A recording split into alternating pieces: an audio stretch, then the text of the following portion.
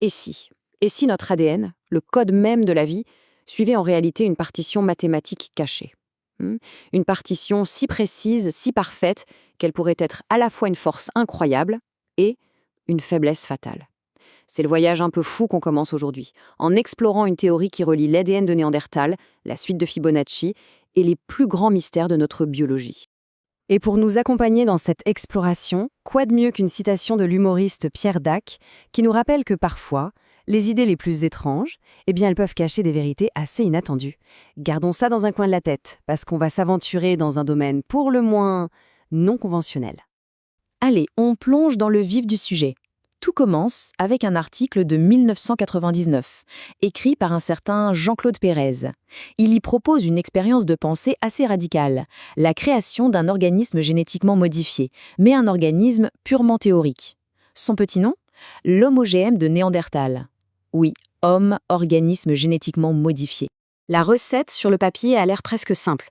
On prend l'ADN mitochondrial complet d'un chimpanzé.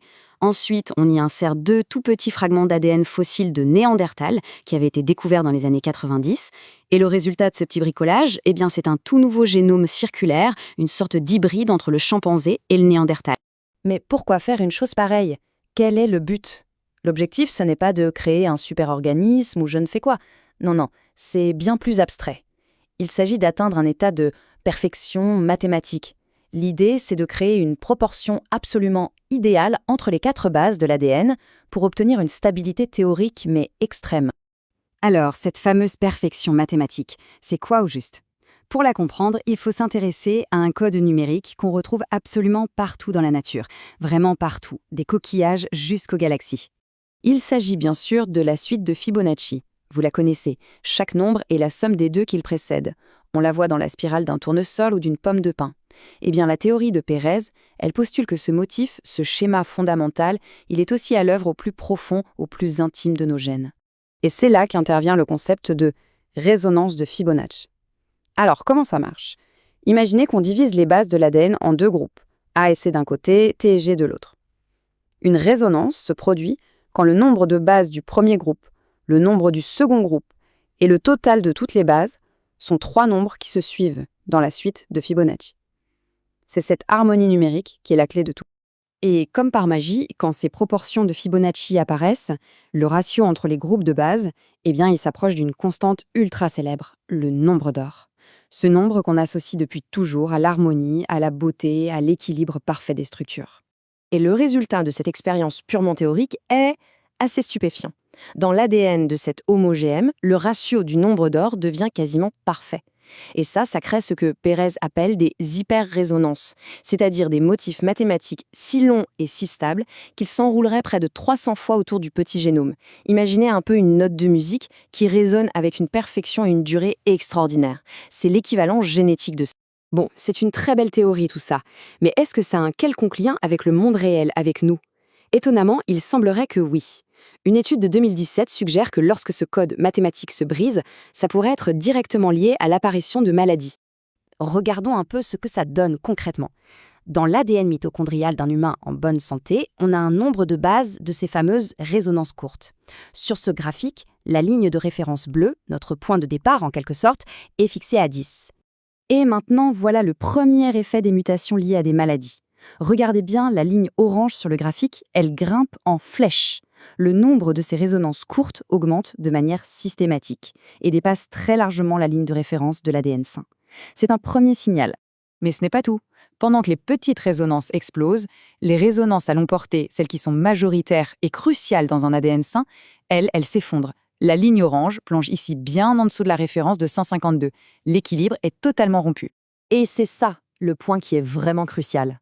C'est une corrélation systématique. Sur 100 mutations différentes connues pour être liées à des maladies, 100% d'entre elles provoquent une augmentation ou au moins une stagnation des résonances courtes. Et en même temps, les résonances longues, si essentielles, diminuent dans 63% des cas. C'est une signature numérique très claire de la perturbation. Cette signature numérique de la maladie, c'est une chose. Mais la théorie, elle va encore plus loin, beaucoup plus loin. Elle propose que ce même code mathématique ne régit pas seulement notre santé physique, mais aussi un des plus grands mystères de la science, le fonctionnement de notre mémoire. Comparons rapidement les 2 modèles. À gauche, on a l'approche traditionnelle qui est basée sur la plasticité des synapses, un système incroyablement complexe mais aussi sujet à l'instabilité. Et à droite, on a le modèle PAM, pour Perez Hourglass Associative Memory, qui propose une mémoire basée non pas sur la chimie, mais sur une récursion numérique stable, globale et purement déterministe. D'après ce modèle, le cerveau utiliserait donc ces mêmes structures numériques de Fibonacci comme une sorte de mémoire associative, à la fois stable et infinie. Les variations de notre ADN mitochondrial serviraient alors de support physique à l'apprentissage et à la mémoire. C'est une tentative assez audacieuse d'unifier la théorie des nombres, la génomique et la cognition. Après tout ce parcours, qui nous a mené des gènes de Néandertal jusqu'à la mémoire humaine, une question fondamentale demeure. Une question qui se situe vraiment à la frontière entre une découverte potentiellement révolutionnaire et une simple illusion.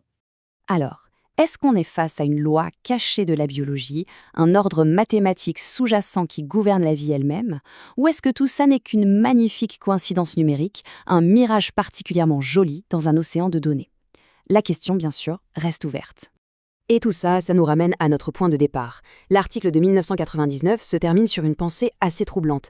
Et si les Néandertaliens avaient disparu parce que leur ADN était en fait trop parfait?